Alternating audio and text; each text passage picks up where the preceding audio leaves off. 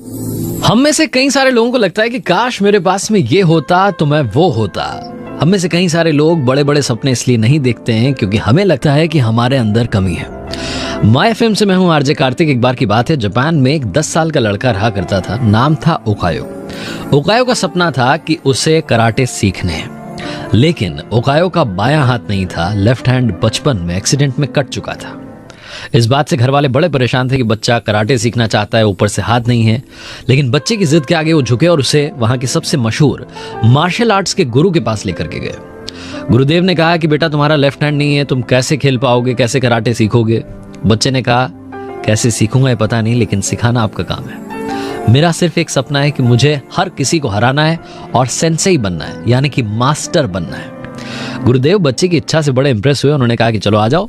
50 बच्चों के साथ में ओकायो की भी ट्रेनिंग शुरू हुई और उसको सिर्फ एक किक मारना सिखाया गया। गुरुदेव ने कहा कि बस एक किक मारने की प्रैक्टिस करनी है और रोजाना करनी है। 2-3 महीने तक बच्चा प्रैक्टिस करता रहा।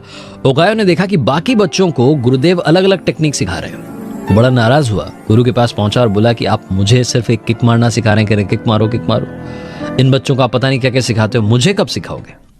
गुरु ने कहा कि चुपचाप मेरी बात माननी है तो मानो, वरना चले जाओ। उस दिन के बाद से चुपचाप ओकायो अगले 6 महीने तक सिर्फ उस किक की प्रैक्टिस करता रहा। आखिरकार ट्रेनिंग पूरी हुई। गुरुदेव ने सब बच्चों को बुलाया और बोला कि चलो भाई, अब कंपटीशन का वक्त है। जो जीतेगा वो सेंसेई बनेगा, मास्टर बनेगा। मैच शुरू हुआ। ओकायो का जो ओपोनेंट था वो बड़ा स्ट्रांग था। उसने देखा कि जिससे लड़ रहा हूं उसका तो हाथ भी नहीं है। मैच शुरू हुआ और इस मैच में शुरुआत में ही ओपोनेंट ने, विरोधी ने ओकायो को डरा सा दिया। ओकायो घबरा सा गया, लगा कि शायद हार जाएगा। मैच रेफरी ने कहा कि यहीं पर ही ओपोनेंट को जीता हुआ घोषित करते हैं। गुरु ने कहा नहीं, मैच पूरा होने दो।